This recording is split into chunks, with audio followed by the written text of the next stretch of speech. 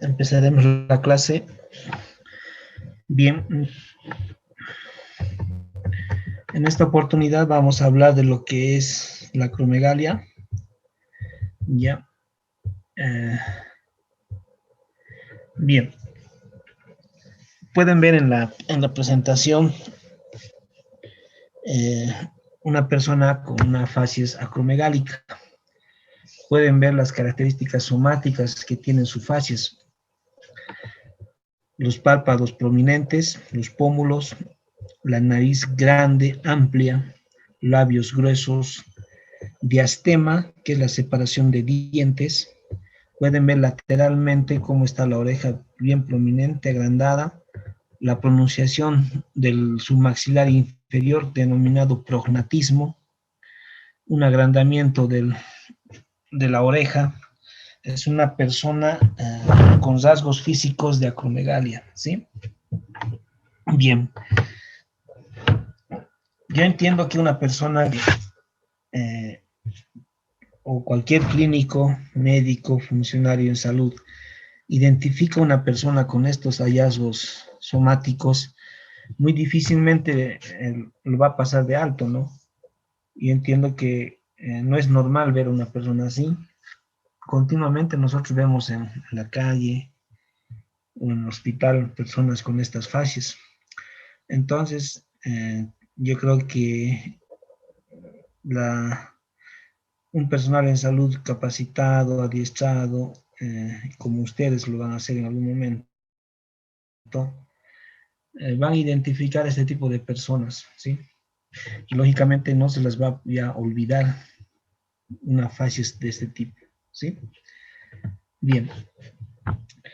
¿Qué definimos como acromegalia? Acromegalia es un cuadro clínico de una instauración lenta, crónica, que está provocada por la producción excesiva de la hormona del crecimiento o la acción excesiva a nivel periférico, es decir, en las células donde actúa. Tenemos que empezar a diferenciar dos conceptos diferentes, lo que es acromegalia y gigantismo. Bien, la acromegalia es la hipersecreción crónica e inapropiada de la hormona del crecimiento que se inicia después del cierre de los anillos de conjunción o cartílagos de conjunción, es decir, en la etapa adulta. Gigantismo es la hipersecreción de la hormona del crecimiento, pero que se produce antes del cierre de la epífisis o de los cartílagos de conjunción, es decir, en la etapa infantil. De acuerdo a estos dos conceptos, ¿cuál es la diferencia? Acromegalia es el agrandamiento, es la hipersecreción crónica de la hormona del crecimiento, un agrandamiento y crecimiento celular somático donde actúa la hormona del crecimiento, pero que se produce después de que se han cerrado los cartílagos de conjunción, es decir, en la etapa adulta. Pasa lo contrario con gigantismo, que es el agrandamiento somático, crecimiento celular, de metabolismo, secundario a la hipersecreción de la hormona del crecimiento, pero que se produce antes del cierre de la epífisis, es decir, en la etapa infantil. Entonces, acromegalia es el crecimiento en la etapa adulta, y gigantismo en la etapa infantil. Son dos conceptos diferentes, pero que los dos comparten la hipersecreción crónica de la hormona del crecimiento. Solamente que en una se produce en la etapa adulta y otra en la etapa infantil. Bien. Les mencionaba en las anteriores clases que para hablar de patología endocrinológica, enfermedad endocrinológica, ustedes tienen que saber manejar los ejes fisiológicos, los ejes hormonales. En este caso vamos a hablar del eje somatotropo, ¿sí? Bien, en el eje somatotropo las hormonas que intervienen son, en el hipotálamo tenemos la hormona hipotalámica liberadora de hormona del crecimiento, la GHRH. Esta, al producirse estimulación sobre esta, se produce la GHRH, viaja hacia la hipófisis anterior y va a producir lo que es la hormona del crecimiento, la GH. Y esta a nivel sanguíneo irá hacia el hígado y va a producir la hormona de crecimiento similar a la insulina, la IGF-1, que va a actuar en los huesos, en los músculos, en las células para producir el crecimiento somático, celular y de metabolismo en estas células. Bien, así está compuesto el eje somatotropo. Hormona hipotalámica liberadora de la hormona del crecimiento en el hipotálamo, la hormona del crecimiento en la hipófisis anterior y en el hígado la IGF-1. Bien, ¿qué otras hormonas intervienen en este eje hormonal? Tenemos las hormonas reguladoras, como son la grelina, que es una hormona que se sintetiza en el estómago, que mediante su estimulación va a actuar a nivel del hipotálamo, aumentando la secreción de GHRH y esta a su vez de GH en la hipófisis anterior. Y también tenemos a la somatostatina, que la somatostatina está producida en el hipotálamo, ¿ok? Cuando disminuye su producción, estimula la GHRH en el hipotálamo, posteriormente la GH y lógicamente la IGF-1. Entonces, son dos hormonas que regulan el eje somatotropo. Acá pueden ver un gráfico donde está determinado o graficado el sistema somatotropo. Tenemos el hipotálamo, como les mencionaba, la GHRH. Llega a la hipófisis anterior, la GH, hormona del crecimiento. Llega al hígado, la IGF-1, donde va a actuar en todos los órganos. ¿Quiénes regulan este eje? La grelina y la somatostatina. ¿Por qué es importante saber este eje? Les doy un ejemplo. Si hablo de una tumoración que produce en forma autónoma GH y produce acromegalia, un tumor que está en la hipófisis anterior, lógicamente seguramente el valor de las hormonas plasmáticas que yo pida, el GHRH será un valor normal, pero sí un GH aumentado. Entonces me dice, ¿dónde está el problema? Seguramente el problema está en la hipófisis anterior, donde se produce la GH. Si pienso que es un tumor, ¿ok? Porque la mayoría de la etiología de la acromegalia son tumoraciones. Es un adenoma pituitario. ¿Qué examen de gabinete tengo que pedir? ¿Una tomografía o una resonancia? ¿De dónde? De la silla turca, donde está depositada la hipófisis anterior. Si veo que la GH está elevada, ¿sí? Puedo pedir hipotálamo. Lo que les trato de decir, que ustedes al conocer este eje, fisiológicamente, normalmente, ya cuando encuentren la patología podrán determinar qué exámenes podrían pedir de gabinete y el lugar anatómico, tratando de buscar la etiología. Entonces, importante que ustedes sepan este eje, porque si no conocen los ejes, siempre reitero lo mismo, es de memoria saber la teoría. Y no, la medicina siempre tiene que ser dinámica, siempre conociendo la fisiología y la fisiopatología. Alguien que conoce bien la fisiopatología conoce la enfermedad. Entonces, acostúmbrense siempre primeramente a conocer la fisiopatología. Y recién a las patologías y van a ver que se les va a pegar más fácilmente. Bien, ¿cuál es la etiología de la acromegalia? Está graficado acá 3 posibles causas de acromegalia o 3 tipos de mecanismos productores de acromegalia. El principal, casi el 90%, por así decir, se debe al exceso de la hormona del crecimiento en forma primaria. ¿Qué quiere decir? A la producción de hormona del crecimiento, la GH, en la hipófisis anterior. Secundario a un adenoma pituitario, a un tumor denominado somatotropoma, es decir, un adenoma pituitario que va a producir en forma excesiva la hormona del crecimiento. Al producir esta hormona del crecimiento, mayor producción en el hígado de IGF-1 y lógicamente mayor crecimiento celular, mayor metabolismo y desarrollo somático de la persona. Entonces, estoy hablando que el 90-80% siempre se debe a un adenoma de la hipófisis anterior que produce GH en forma autónoma. Bien. También existe en el otro acápite exceso de hormona del crecimiento, pero extra hipofisiario, ya no en la hipofisia anterior, donde normalmente se produce, sino en otro órgano fuera de la hipofisia anterior. Es decir, por ejemplo, en un tumor en el páncreas, en un linfoma, donde estos órganos van a producir en forma excesiva hormona del crecimiento. Por ende, IGF-1 y por ende, crecimiento y desarrollo somático. ¿Me dejo entender? Principalmente se debe a un adenoma pituitario que produce hormona del crecimiento. Otras etiologías es hormona del crecimiento secundaria a un tumor fuera de la hipófisis. ¿Sí? Si yo pensara que este es el mecanismo de acromegalia del paciente, ¿qué examen de gabinete pediría? Una tomografía del páncreas, por ejemplo. Si me dejo entender, de ahí la importancia de conocer el eje. Y por último tenemos el otro grupo, el exceso de hormona hipotalámica liberadora de hormona del crecimiento, que ya les he mencionado que se produce en el hipotálamo. Tumores que se encuentran en el hipotálamo, ¿sí? Un tumor hipotalámico central. O tumores fuera del hipotálamo, como ocurría también en el anterior acápite, a nivel pulmonar, a nivel del páncreas, a nivel de la glándula suprarrenal, a nivel de la tiroides. Tumores que producen en forma autónoma GH-LH. Y estas actúan en la hipófisa anterior produciendo GH más aumento de GH más aumento de IGF-1 y por lo tanto acromegalia. Dada esta explicación, si yo quisiera pedir un examen de gabinete, ¿dónde pido?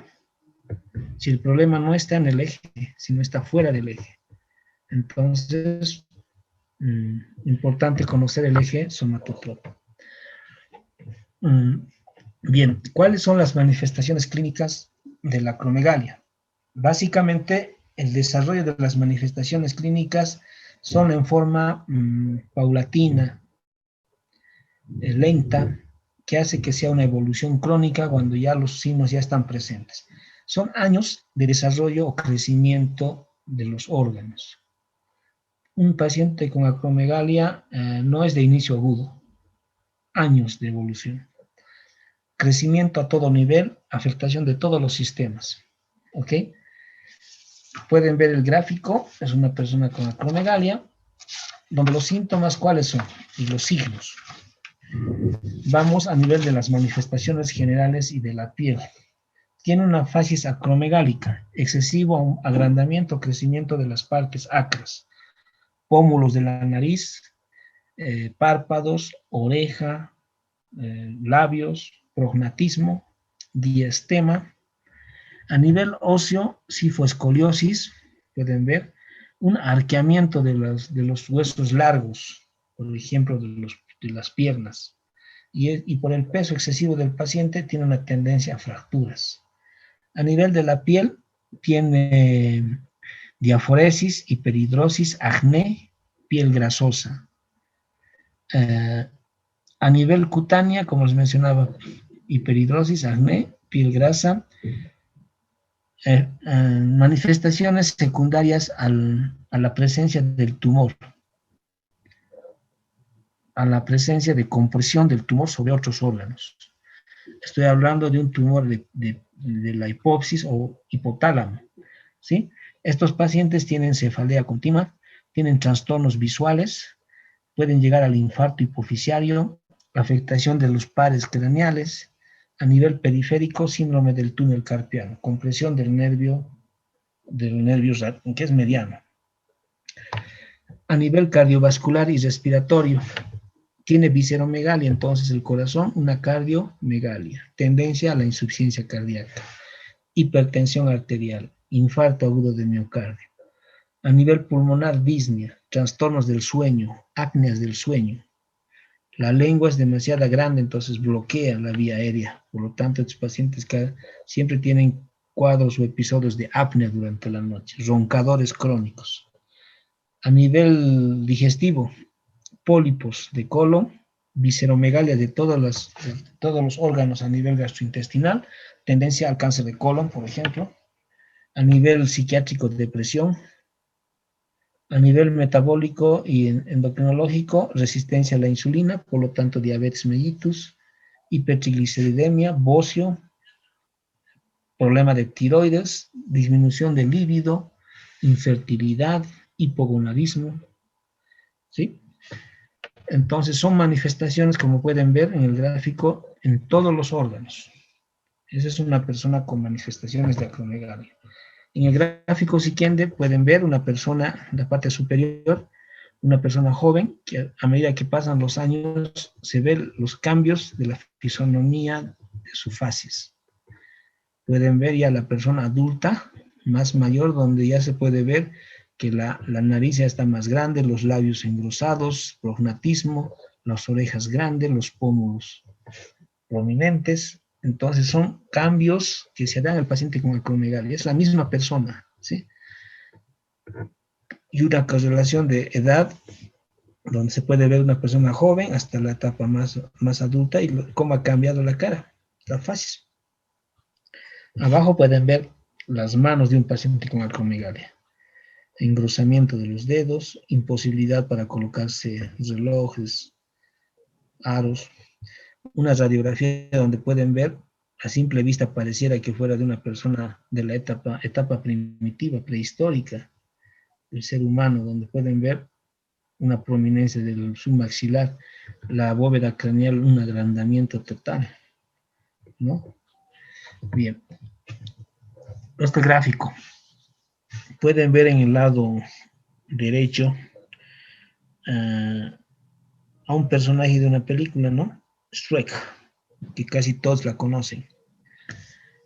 Se dice que este personaje, la fisonomía de este personaje, Shrek, salió de una persona que vivió, que existió, más o menos en los años 1949, 39, que fue un francés de nombre Maurice Tillet, la persona que está aquí al lado, que era un poeta, ¿sí? Poeta, escritor. Esta persona, lógicamente, que tenía esa profesión de ser poeta, escritor, no ganaba lo suficiente en esa etapa, en esa época. Por lo tanto, por las características y la morfología que tenía su organismo, pueden ver abajo, se hace luchador de lucha libre, boxeador, luchador. Entonces se hace de esa profesión y se vuelve famoso. Pueden ver una prominencia de un agrandamiento de la nariz, los pómulos una prominencia, prognatismo, el maxilar está prominente, igualmente los párpados, los párpados, lógicamente el cráneo, un cuello corto, las orejas bien grandes, pueden ver las orejas bien grandes, acá está según creo que entiendo que es su esposa, y vean el tamaño, la configuración anatómica, brazos largos, dedos gruesos. Entonces esta persona fue la base para hacer lo que fue al personaje Shrek, una persona que existió, ¿sí? Reitero, ¿no? Si ustedes vieran una persona con estos hallazgos o esta facies, muy difícilmente ustedes dejarían pasar de lado. Entonces seguramente determinarían este paciente tiene acromegalia. Bien, ¿cuál es el estudio que se tiene que hacer ante un paciente que tiene acromegalia? Bien, el primer paso es identificar clínicamente hallazgos somáticos, un biotipo característico de la persona con acromegalia. Lógicamente, a partir de la revisión, y a simple vista uno puede determinar si tiene facies acromegálica. Sus dedos pueden hacer, no sé, una revisión exhaustiva y van a ver que tiene criterios clínicos, semiológicos de acromegalia. Es el primer paso que ustedes tienen que hacer. Identifican a la persona. El siguiente paso en toda patología endocrinológica es la misma. Cuantificación plasmática de las hormonas que están intervenidas o afectadas en los ejes en que están pensando ustedes. En este caso tendrán que hacer cuantificación plasmática de hormona del crecimiento, hormona hipotalámica liberadora de hormona del crecimiento, GHRH, o el IGF-1, factor de crecimiento similar a la insulina. ¿no? Y tercer paso sería identificar dónde está el problema. Como les he mencionado en la etiología, les he dado 3 parámetros o tres grupos donde puede existir la patología, básicamente tumoraciones. Entonces, la solicitud de exámenes de gabinete, como son tomografías, resonancias magnéticas, de hipófisis, de hipotálamo o de otros órganos extracerebrales. Bien, entonces, ante toda patología endocrinológica, primero es la anamnesis y la revisión clínica. Luego, identifican la posible patología y solicitan laboratorios, cuantificación plasmática de hormonas. Y tercer paso, tomografía y resonancia. Bien, es de entender que si yo estoy hablando de una alteración, hipersecreción de la hormona del crecimiento, la primera hormona que yo debería pedir, ¿cuál sería? La hormona del crecimiento. Pero, ¿qué características tiene la secreción de la hormona del crecimiento? A simple lógica, yo debería pedir primero hormona del crecimiento.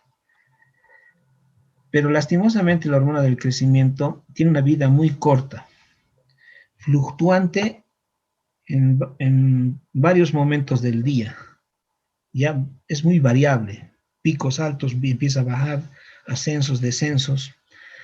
Está influenciada la secreción por factores externos como son el estrés, el ejercicio, la comida, fármacos, estados fisiológicos de la persona como es la menstruación. Entonces, todos estos factores hacen que sea fluctuante la secreción de la hormona del crecimiento. Por lo tanto, si yo pido hormona del crecimiento como primera batería del estudio de mi paciente, puede darme falsos positivos, falsos negativos, valores altos, valores bajos. ¿Por qué? Porque por la presencia de todos estos factores. Entonces se dice que no es relevante en primera instancia pedir la hormona del crecimiento. ¿Ok? Pueden ver en el gráfico ahí que les estoy mostrando, dice en la figura A, es una persona normal, donde pueden ver que la hormona del crecimiento pareciera que tiene picos más altos en la hora de la 10 de la noche o en la hora de la noche, ¿no? Entonces deberíamos pedir cuantificación plasmática en la noche. Pero reitero, si bien puede que sea un pico más alto en la noche, por varios factores ser disminución o aumento. Entonces no es real. Y acá tenemos en la figura B una persona con acromegalia, donde pueden ver los picos y la disincronía, la irregularidad de la secreción de la hormona del crecimiento. Muy variable. Entonces, muy cambiante. Por tanto, no es valorable pedir la hormona del crecimiento. Pero sí se tiene que pedir en primera instancia el factor de crecimiento similar a la insulina, IGF-1, que les he mencionado que una vez que se produce la GHRH, la GH, llega al hígado y produce la hormona del crecimiento, la IGF-1, factor de crecimiento similar a la insulina 1, y esta recién produce el crecimiento de las células. No es directamente la hormona del crecimiento, sino la IGF-1, perdón. Entonces, ¿qué tengo que pedir? IGF-1 a nivel plasmático. No importa la hora. Tiene las características de que su secreción es más prolongada, no está influenciada por varios factores y es más real. ¿Sí? 3. El siguiente paso es pedir la prueba a la tolerancia a la glucosa. ¿Qué quiere decir? Se ha determinado, se ha visto que fisiológicamente, normalmente, cuando nosotros administramos glucosa externa, exógena, la glucosa tiene una acción sobre la hormona del crecimiento en forma normal en todo paciente. Disminuye los valores de la hormona del crecimiento. Entonces, yo identifico una persona que tiene IGF-1 alto, tiene características de acromegalia. Mi hormona del crecimiento, dentro de los valores que está establecido, la IGF-1 está elevada. El tercer paso es hacer esta prueba. Lógicamente, si yo administro glucosa, espero que el valor disminuya. hago una cuantificación de la hormona del crecimiento 4 veces durante 30 minutos en 2 horas. ¿Sí? Normalmente debería bajar la hormona del crecimiento, pero en pacientes con acromegalia más bien aumenta, no disminuye. O mantiene o aumenta la hormona del crecimiento, da valores altos. Entonces, con esta prueba y con valores elevados de la IGF-1, si está la hormona del crecimiento encima de 1 nanogramo ml, es acromegalia. Y para complementar, puedo pedir GHRH, ¿sí? Para complementar, o ahí recién tal vez un poco para coadyuvarme, GH, hormona del crecimiento. Pero ya les he mencionado que no es relevante, salvo que utilicemos la prueba de la tolerancia a la glucosa. ¿Sí? Bien. Entonces, el siguiente paso, o el cuarto paso, que será pedir exámenes de gabinete. Puedo pedir tomografías de resonancia magnética de la hipófisis anterior, ¿sí? De la hipófisis anterior. Puedo pedir del hipotálamo, puedo pedir de tumores afuera del sistema hipotálamo-hipófisis, pulmón, páncreas, ¿sí? Glándula suprarrenal. Entonces, puedo complementar básicamente para buscar dónde está la tumoración, exámenes de gabinete. Tratamiento. Básicamente estamos hablando de tumores. Entonces, ¿cuál será el tratamiento? Cirugía. Si se encuentra en la hipófisis, una cirugía transesfenoidal invasiva para sacar. ¿Sí? Si está en un pulmón, páncreas, exéresis. Y lógicamente a la par, medicamentos antidopaminérgicos como la bromocriptina, la somatostatina, que inhiben la hormona del crecimiento. Y radioterapia para disminuir el tamaño del tumor. Pero principalmente es la cirugía. Resumiendo, hay una diferencia entre acromegalia y gigantismo. Acromegalia es en la etapa adulta, gigantismo es en la etapa infantil. Bien, en la etiología existen 3 grupos diferentes de etiología. Principalmente el 90% es un tumor en la hipófisis anterior que produce hormona del crecimiento. Existen tumores que producen extra hipófisis, hormona del crecimiento, y también tenemos la hormona hipotalámica liberadora de hormona del crecimiento, que puede ser por tumores en el hipotálamo o fuera del hipotálamo. Manifestaciones sistémicas en todos los órganos, y difícilmente nos vamos a olvidar una facies acromegálica. ¿Cómo hacemos el estudio? Identificamos al paciente, pedimos la cuantificación hormonal. Valedera es el factor de crecimiento similar a la insulina, y la prueba la tolerancia a la glucosa. ¿Sí? La GH no es muy relevante por varios factores que condicionan los títulos o los valores, entonces nos va a hacer confundir más bien. Y lógicamente, tomografía, resonancia magnética, y el tratamiento es cirugía. Bien, con eso concluyo la clase. Nos vemos el próximo jueves con hiperprolactinemia. Entonces, gracias, hasta luego. Hasta luego.